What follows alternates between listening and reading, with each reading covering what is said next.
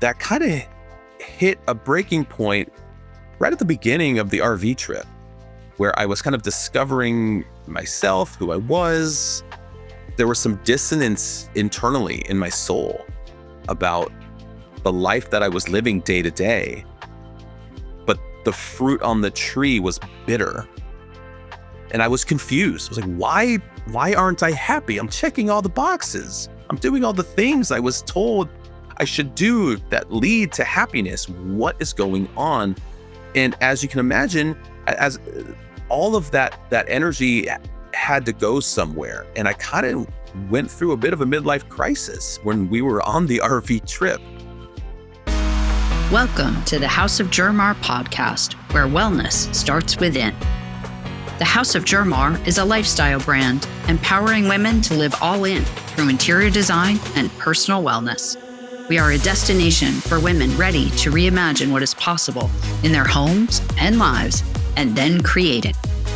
We are honored to have you join us on our mission to empower 1 million women to live all in. I am your host, Jean Collins, and I invite you to become inspired by this week's guest.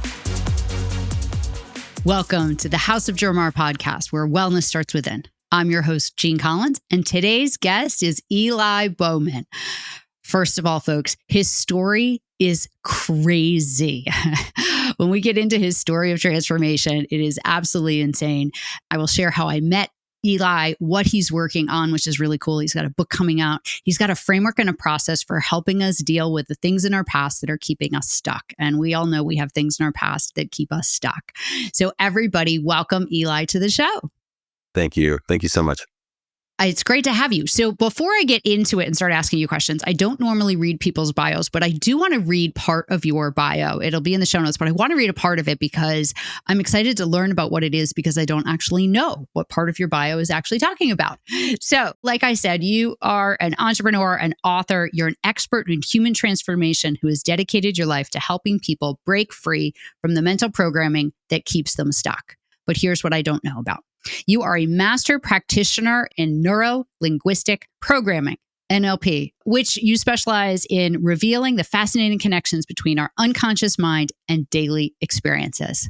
Wow. I am excited to dig into that. So thank you. Cool. Let's start with your story, because let's also give a plug to how I met you. So you and I are both part of Brand Builders Group, which is such an incredible organization that helps us build personal brands. It's all for mission-driven messengers, of which I feel like we both are. You are in particular.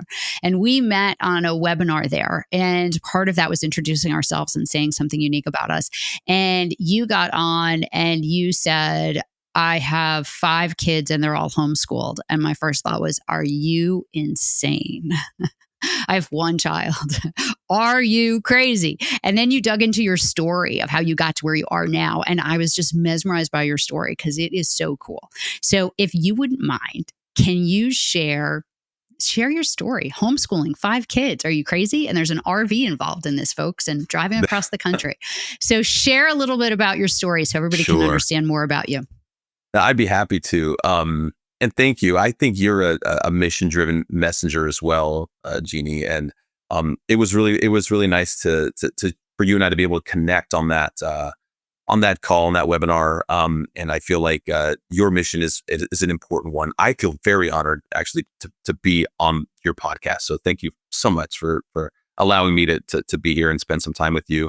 But yeah, so we do homeschool and we have 5 kids, and it can get hairy, and I'll tell you about the RV here in a second, but we had twins, and twins run in my wife's family, but everyone on her side of the family that had twins, they always stopped having kids after they had the twins. So we know what happens if you go past the twins, you get triplets. So that's our 5 setup there. We had twins and then we had triplets, and we knew we wanted to homeschool pretty early on. So, my wife went to college for education, and so she's got training in that, and she's an amazing homeschooling mom. And we decided that as a part of the educational piece for our kids, we would get an RV, and pack our whole family in it and just travel across the country for 2 years. And that's what we did from, you know, 2018 to 2020. And it was a very interesting thing. And we're just big on educational experiences. And it's one thing to learn about the founding of our country in a textbook. It's something completely different when you go to Colonial Williamsburg and you walk the streets and you see the buildings and the homes and you immerse yourself in that and you see the actors reenacting all of these things. And that's the kind of education we wanted for our kids in those early formative years. So that's what we did. And I was able to kind of work a little bit while we were on the trip. And it was crazy packing all 7 of us into a 40-foot Class A, but we did it. And when it was time to be done, it was time to be done. Let's put it that way. Well, and you did this before COVID. I know people who did that during COVID. Yeah, we wrapped up with our RV trip just before COVID. We wrapped up. Right. The timing was, I don't know if it was good or bad, but it was what it was. So Right. Okay. So I'm going to ask what might be an obvious question for some of our listeners. Okay. You have to make a living. Like, it costs money. Even if you're in an RV and you're driving across the country, you are still feeding a family of 7. Yeah. What were you doing for work that this concept of living in an RV was going to be possible? My oldest company that I have in my portfolio is a payments processing company. And if you're familiar with that industry, most people aren't, but it's a recurring revenue model. So I had a book of business and I had customers that were using my services. And every month I was getting an injection of revenue and income from that. So I didn't do much work at all. And I just kind of lived off of that residual income from that company during the RV trips. And that's kind of how we paid for it. Now, like any other business, if you don't, or you're either growing or you're dying. There really is no true stagnation in business. And Yeah. as you can imagine, the residual income wasn't going up by me just traveling the country. So when it was time to wrap it up, it was like, well, I got to go back to work, got to get some more customers. But I wouldn't change it for the world. It was quite the blessing for us to be able to go and live off of those residual income checks. And I could just be there with my family, with my kids, and really experience all of that right alongside them. And it was neat. So present. Were you always an entrepreneur? And since I was a kid, I was an entrepreneur. I remember getting into baseball cards. I don't know if Gary Vee tells a story about when he was a kid. There are so many striking similarities between Gary Vee's childhood experience with entrepreneurship and mine, namely the sports card element. And I would buy baseball cards from my friends for cheap. I would wheel and deal with them. Like, look, I would never lie to them, but I would always try to get a really good deal. And then I would flip those cards to other friends for a profit. And I'd go door to door trying to shovel snow from these Ohio winters, try to shovel snow off of driveways. I mean, I was always doing something as a kid to earn money. So I did go to college, though. This kind of actually is a great segue into some of what we will probably talk about here with some of my frameworks, is this idea of the conveyor belt. And even though I was an entrepreneur as a kid and always kind of felt that in my blood, I was no different than just about everybody else. I kind of got onto the conveyor belt, like, without even realizing it, kind of did the whole, like, here's what you're conditioned to do and here's what you should do because it's what's expedient. And I did go to school. I went to Ohio State University, graduated with a degree from there in business, and worked in corporate finance. And all of that entrepreneurship that is just in my bones just had no place to go. And I was never really cut out for the corporate world. And I kind of learned that the hard way and was really kind of unhappy in my life trying to veer away from entrepreneurship. So am I an entrepreneur? Yes. And I have been for a long time. All right. So I want you to share with everybody, because I've heard this story. What happened on the RV trip that really has propelled you into where you are now and really wanting to genuinely help others? When we are living lives, and I can't remember who said this, was this Rudyard Kipling? He said, that men are living lives of quiet desperation. I don't think that was him, but it's a common quote. And I was living a life of quiet desperation. I was sort of going through the motions of doing the things that I was always taught and told were right. And yeah, some of this has to do with my religious upbringing and all of the conditioning since I was a kid. And I kind of checked all those boxes, but there just wasn't a lot of fulfillment, wasn't a lot of joy. And so that kind of hit a breaking point right at the beginning of the RV trip, where I was kind of discovering myself, who I was. There was some dissonance internally in my soul about the life that I was living day to day, but the fruit on the tree was bitter. Mm. And I was confused. I was like, why aren't I happy? I'm checking all the boxes. I'm doing all the things I was told I should do that lead to happiness. What is going on? And as you can imagine, as that, all of that energy had to go somewhere. And I kind of went through a bit of a midlife crisis when we were on the RV trip. Now, I feel terrible for my wife and kids because they were present with me throughout all of it, particularly my wife, who I really put through the ringer. God bless her. She was so strong and so stalwart and was such a good support for me as I was trying to navigate who I was, what I really wanted out of life. I mean, I questioned all of the pillars that you could think of in someone's life. You know, where do I stand with God? Do I even believe in God? You know, what am I doing career-wise? Why am I even doing that? Am I going to the church I want to go to?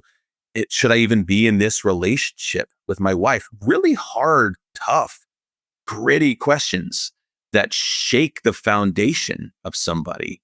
There wasn't a single pillar that held up my foundation, Jeannie, that wasn't cracked during this time. Yeah. And now I didn't know then what I know now with neurolinguistic programming, but to answer your question, I went through that midlife crisis during that RV trip, and it was a catalyst for lots of change thereafter. So how did you go through that deep questioning of yourself? What was that process like? I did not have a lot of knowledge of how to do that in a healthy way. And so when you don't know how to channel those questions and how to channel that energy of curiosity and rediscovery about yourself, I did what I think most people would do, which is you kind of act out, sort of lash out. You have to, it's like try it. Some people have to touch the stove to know that it's hot. Others need to see someone else touch it. And they're like, I'm good. I don't need to touch it. I saw them touch it. Yep. I am someone that needs to touch the stove. Now, you might think, oh, that's a terrible, thing to know about yourself. That just sounds awful. Well, the truth is that there are times in my life where being the person that has to touch the stoves has served me very well because it has driven a lot of my entrepreneurial endeavors. But in the case of my crisis, I just acted out and I did some self-destructive things because I didn't know who I was anymore. Give us an example. Oh, what does that look like for you? you? Because we all have different ideas of what that looks like. So give a little glimpse for yourself. What does that look like in your world? For me, the self-destruction came in the form of like really allowing myself to veer philosophically from all of the things I'd always been taught.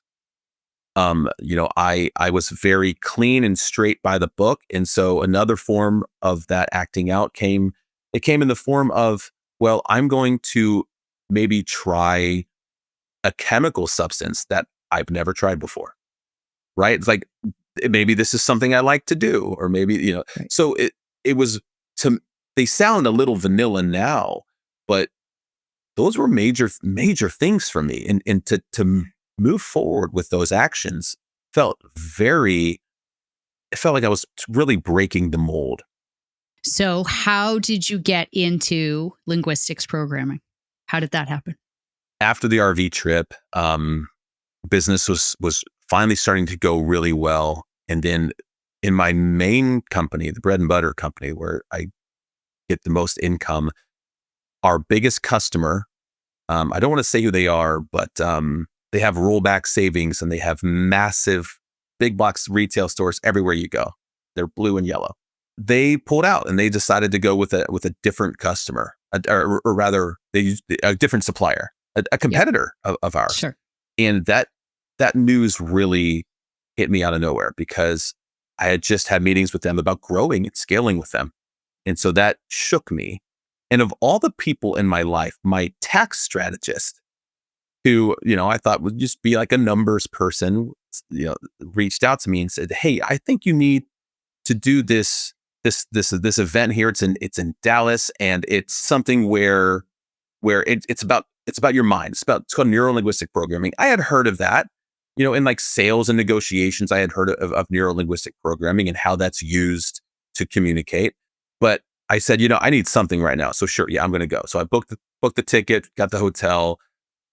I thought a week's a long time for an event like this. It's a long time. So I was like, I'm just going to go. So I go and I'm sitting in the room waiting to be poured into. And very quickly after this thing starts, I realize, oh my gosh, this is a certification event. This is not for me to like grow like as a recipient. This is for people a lot of people who are coaches already, or they have licenses or certifications in other bodies of work.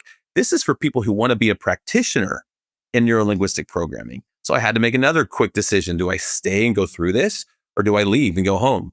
I thought, I'm already here, everything's booked, I'm just going to do it.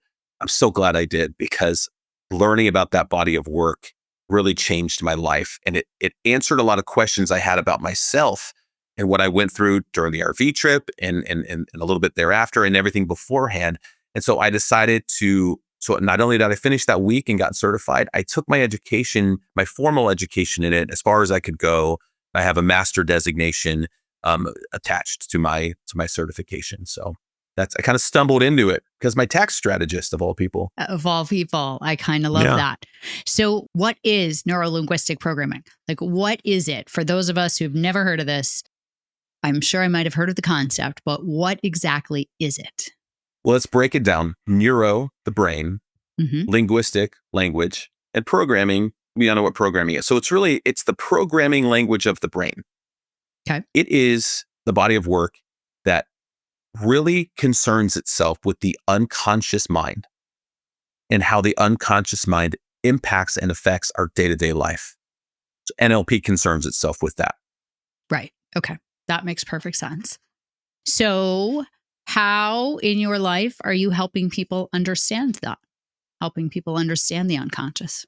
The body of work is you can do a lot with it. There are people that do a lot of one-on-one work, and I have one-on-one clients as well. And they do a lot of the NLP techniques that are used to release negative emotions or to integrate parts. Those are very useful things, uninstalling limiting beliefs. I incorporate all of that into my work with on a one-on-one basis, and even on a one-to-group basis. But my personal mission with NLP is to use that body of work to help people understand the programming and conditioning that happens from the day they're born up until present moment, and how that impacts their day-to-day life. Now, I believe we are happiest, Jeannie, when we are pursuing something that is meaningful and purposeful. That's why I think we're here. This is just Eli talking about Eli's philosophy. A lot of people think there are other reasons why we're here. I think one of the biggest reasons we're here is to break free of the programming and conditioning that we've always had with our lives, and to find out who we truly are authentically, and then pursue a life that's centered around the purpose and mission that feels unique and tailored to who we are. And so that's my goal with it, is to use NLP to help people wake up to the fact that there's uninstalling that needs to happen because the programs aren't serving them anymore, and then help them reorient to who they authentically are and pursue that purpose in a big way. Okay. And all of that sounds incredible, right? You and I are fortunate. We both are sort of in our path of finding our purpose. How, like very specifically, if you can, how are you planning to help someone figure that out for themselves? Since we all have different programming from the past, what worked for me might not work for somebody else. So how do you help Right. people uncover that and go through that transformational journey? So specifically, I will work with someone to determine what in their life, in their past, is, it could be a traumatic moment, or it could just be some conditioning over time. How is that showing up for them today? And it's about going back and actually ironing that out. Just a couple of days ago, one of my clients, we had him talking to his 7-year-old self. Mm, yeah. And he was able to express love and validate that 7-year-old version of himself, validate the feelings that he had, the experiences that he had. He was able to, we had an exercise where he was able to hug and hold his inner child. And as you can imagine, that's a moment that's full of emotion and release. And say, well, how does that help him now? Well, what happens is a lot of the subconscious influences that happened all those years ago are still affecting his professional choices today. And so by working that out with his inner child, we're able to now, and he's even expressed to me, sending me texts. He's like, look, I'm able to make decisions faster. The way that I approach risk is different. So that's a direct way and a specific way that I can help someone take care of something in the past, uninstall it so that their day-to-day life improves. And that's just one example. Sure, of course. Do you find that most people who come to you would say they would define themselves as successful yet unfulfilled? I think that's a great description of the person that tends to gravitate toward me. I think it's a mix between my experience as an entrepreneur and the success I've had there, and what the messaging I'm putting out there. So it's typically the people that are reaching out to me to work with me are typically high achievers or entrepreneurs who they have outward success, but inside, like you said, they're trying to figure out why they're not happy or something's not right, and they want to figure out why. Right. Sure. So you talked about something that I'm interested in. You talked about sort of like your programming, which is guiding your life versus living your authentic life. Like, what are some ways that people can know, like maybe the life that they're living is actually their authentic life? So how does someone know the difference?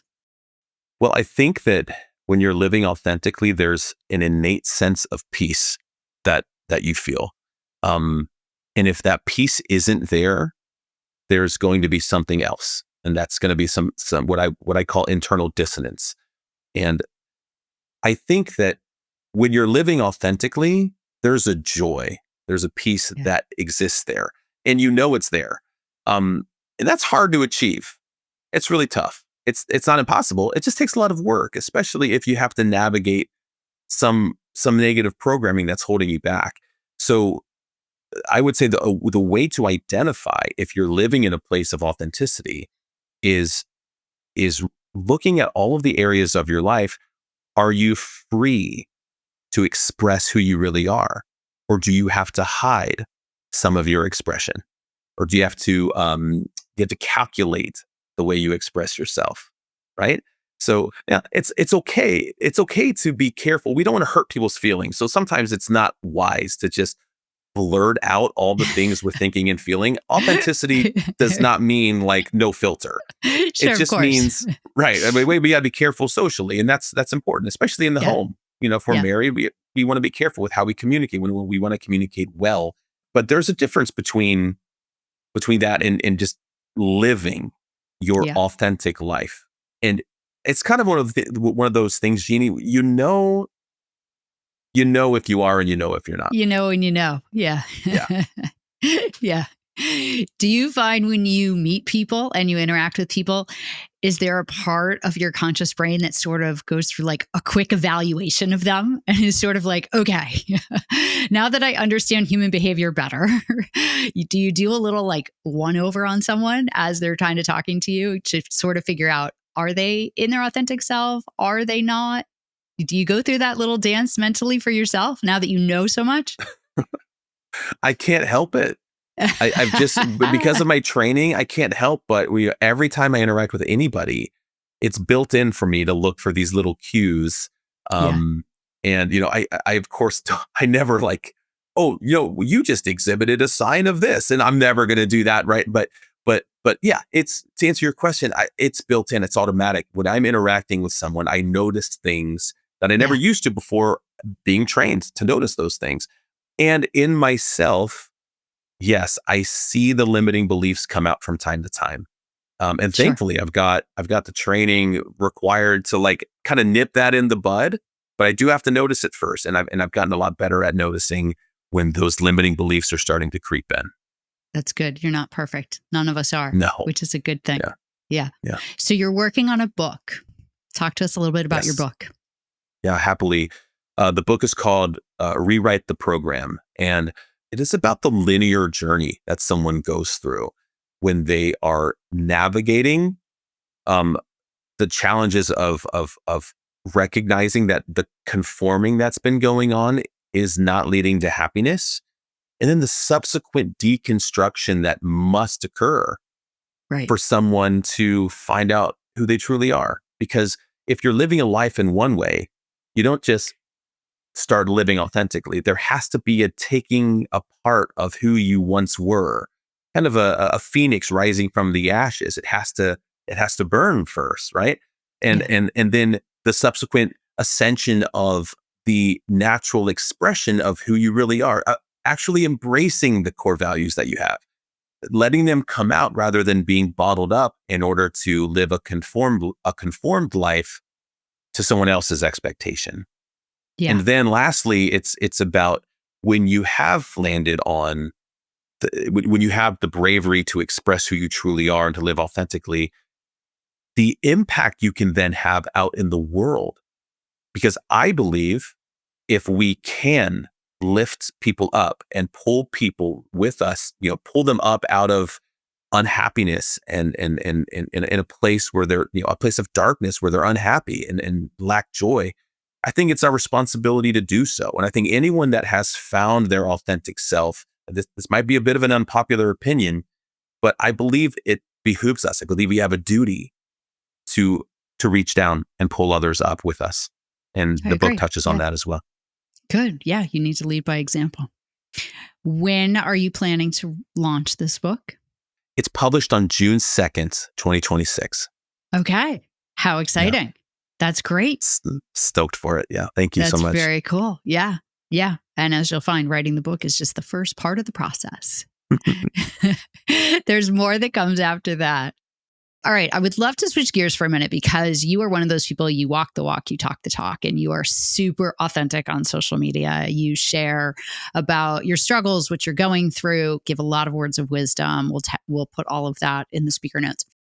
But let's talk about wellness in your life. What does inner wellness look like for you? Inner wellness, to me, it looks like a couple things in particular. It looks like making sure that I am providing, I'm giving myself space to be me Hmm. and to take care of me. As an entrepreneur, it's very easy for me to sweep my needs under the rug because I've got a wife, I've got 5 kids, I've got a mortgage, I've got this and that, and then it's easy for me to kind of, and a lot of this is because I kind of grew up poor and grew up with nothing, and it's easy for me to kind of let that money trauma inform my decisions right now. So to me, inner wellness is making sure I'm taken care of, and the only person that's going to do that is me. I Yeah. mean, my wife does a great job, she does, but there are certain things that only I can do for myself. But then Agreed. the other aspect of inner wellness, and this is, I guess, the second part, is taking care of myself spiritually. I've done a lot of growing in a spiritual way, and I would even say a religious way. The way that I kind of view God has evolved into something beautiful that is actually authentic for me now, rather than the way I was told I should see God, if that makes sense. And to Sure. me, that leads to this feeling of healing and wellness. And very specifically, I like to go disc golfing alone. That is a huge variable for me in my personal wellness. I love it. It's like meditation and prayer and exercise and being in nature and grounding. It's everything all at once.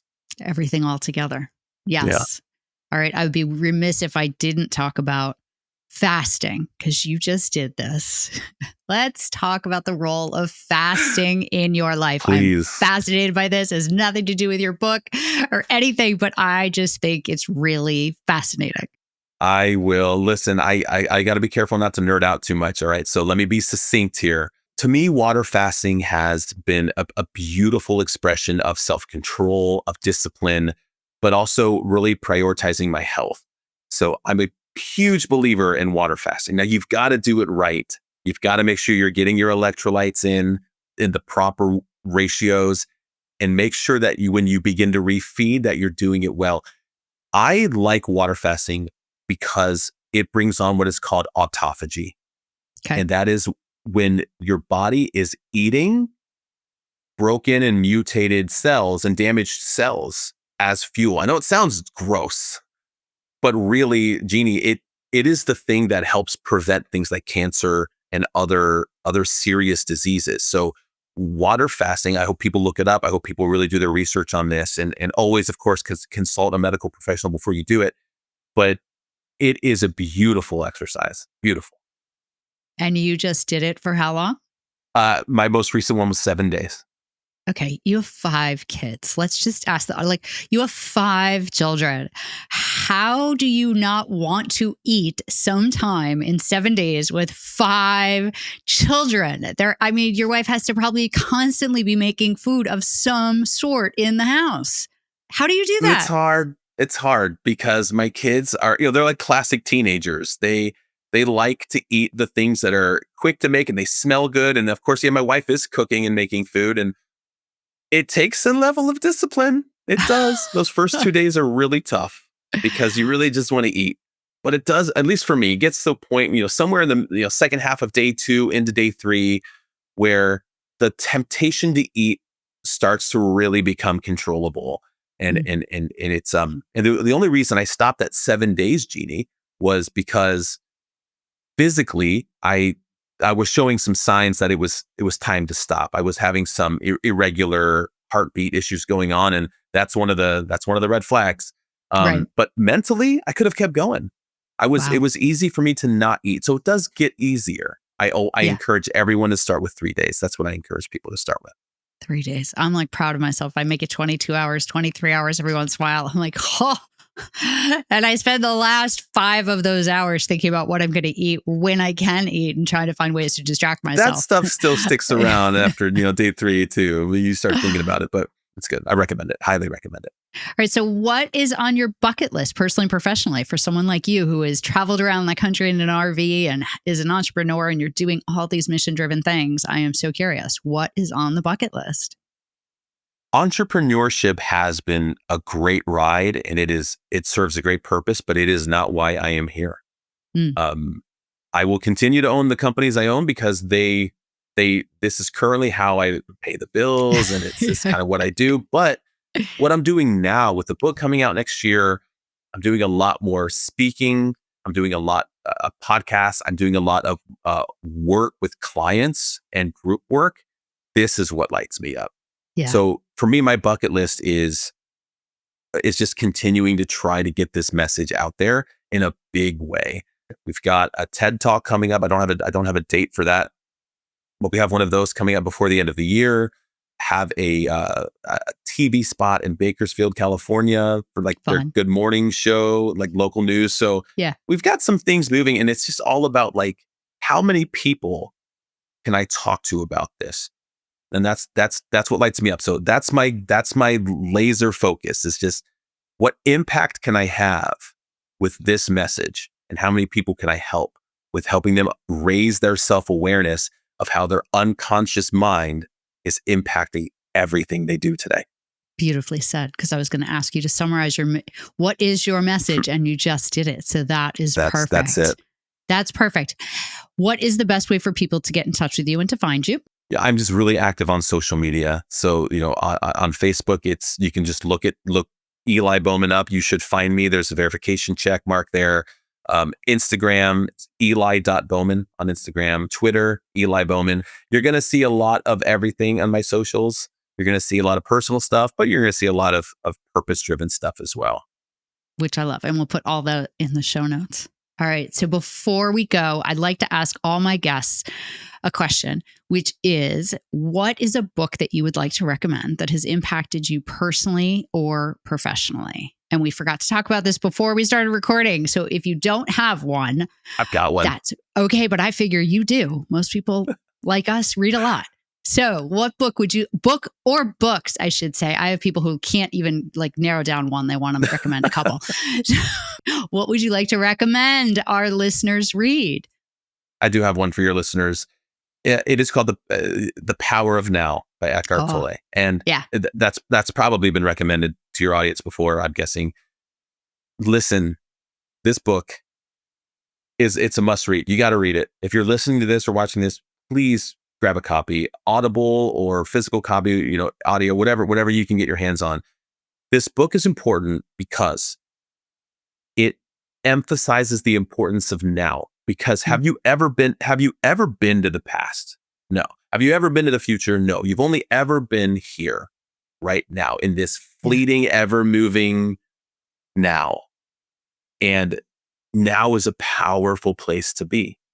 And the book emphasizes that. So that's the book that I would share. And that has impacted me not only professionally in the message that I'm able to put out there and the work that I'm able to do with my clients, but personally, it has changed. It's just changed the way that I see my day-to-day life and the way that I focus my energy.